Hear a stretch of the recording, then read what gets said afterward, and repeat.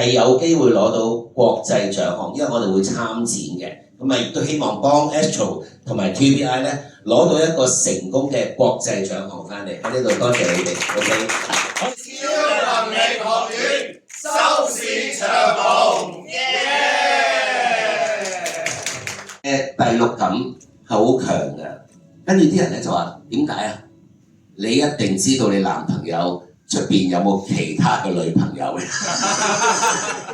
嗱，呢個就係你哋天生嘅第六感。